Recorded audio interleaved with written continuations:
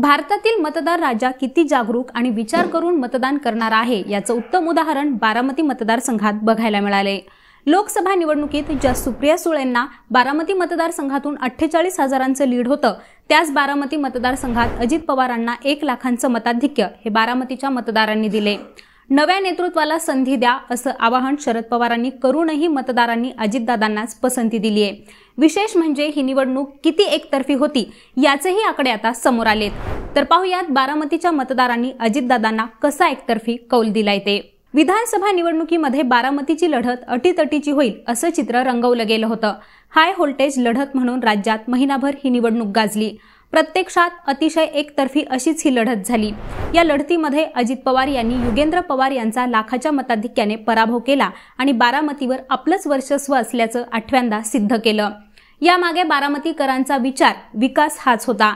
यंदा प्रथमच राष्ट्रवादी काँग्रेसचे राष्ट्रीय अध्यक्ष या नात्याने त्यांच्या लढतीकडे अवघ्या देशाचं लक्ष होतं। मात्र गांभीर्याने निवडणूक लढवत अजित पवारांनी बारामतीकरांना आवाहन करत विजय खेचून आणला। प्रचाराच्या प्रारंभी अजित पवार भाऊक झाले। शरद पवारांनी त्यांची नक्कल केली। नंतर मात्र शरद पवार यांच्या पाडा पाडा पाडा या शब्दाचा जबरदस्त इम्पॅक्ट झाला। त्यामुळे निवडणूक फिरणार की काय असा प्रश्न विचारला जाऊ लागला। मात्र गत निवडणुकीत केलेली चूक ही अजितदादा आणि त्यांच्या सहकाऱ्यांनी कटाक्षाने टाळली।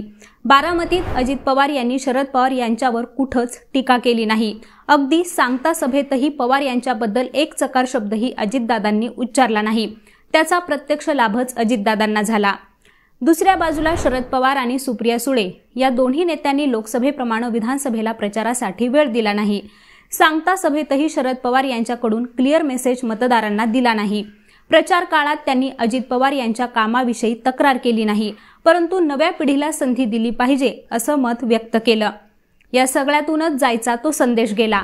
अजित पवार यांनी मागच्या 25 वर्षांमध्ये बारामती शहर आणि तालुका विकसित केलाय हेच शरद पवार यांनी एक प्रकारे मान्य केले आणि त्याचाच मतदानावर विपरीत परिणाम झाला। त्यामुळेच अजितदादांना असलेला विकास कामांचा अनुभव, यापुढे सरकार आल्यास अजितदादांना मिळणारी संधी आणि त्यातून मिळणारा निधी या गोष्टी लक्षात घेत बारामतीकरांनी एकतर्फी असंच मतदान केल्याचं पाहायला मिळते। बारामती मतदारसंघातील 386 पैकी खराडेवाडीच्या बूथ क्रमांक 15, मुळेच्या बूथ क्रमांक 200 आणि ढाकाळे गावच्या बूथ क्रमांक 212 या 3 बूथवरच फक्त युगेंद्र पवारांना जास्त मतं मिळाली आहेत। उर्वरित 383 बूथवर अजित पवारच आघाडीवर आहेत। या प्रक्रियेत 238 मतं बाद झाली तर 779 मतंही नोटाला मिळाली आहेत। अजित पवार आणि युगेंद्र पवार वगळता उर्वरित 21 उमेदवारांना मिळून 11,751 मतं प्राप्त झाली आहेत। या सर्व 21 उमेदवारांच्या अनामत रकमाही जप्त झाल्यात। यातूनच आपण कुणाच्या सांगण्याने नाही तर विचारपूर्वक मतदान करतो हेच बारामतीकरांनी सिद्ध केलंय। दरम्यान अजित पवार यांचा विजय आणि महायुतीतील सत्तेतील त्यांचा सहभाग यांचा विचार करता पुढील 5 वर्ष बारामतीसाठी सुगीचेच असतील अशी चर्चा आता लोकांमध्ये निकालानंतर सुरू आहे। व्यापाऱ्यांपासून ते बांधकाम व्यावसायिकांपर्यंत सर्वच जणांनी पुढील 5 वर्षातील बारामतीची अजून प्रगती होईल असा विश्वास व्यक्त केलाय। अजित पवार यांनीही विकासाचे प्रकल्प मार्गी लावावेत अशी लोकांची त्यांच्याकडून अपेक्षा आहे। जिरायती शब्द पुसून टाकणं, कन्हा नीरा उपसा जलसिंचन योजना, रेल्वेचा प्रकल्प, कल्याणींचा प्रकल्प, विमानतळावरील नाईट लँडिंग, कॅन्सर हॉस्पिटल उभारणीसारखे प्रकल्प अजित पवार यांनी पुढाकार घेत वेळेत पूर्ण करण्यासाठी प्रयत्न करावेत असंही बारामतीकर आता बोलताना दिसतायत। आता मंडळी, याबद्दल तुम्हाला काय वाटतं ते आम्हाला कॉमेंट करून नक्की सांगा आणि यांसारख्याच विषयांची माहिती मिळवण्यासाठी लेट्स अप मराठीला सर्वच सोशल मीडिया हँडलवरती फॉलो करायला विसरू नका आणि पाहत रहा लेट्स अप मराठी।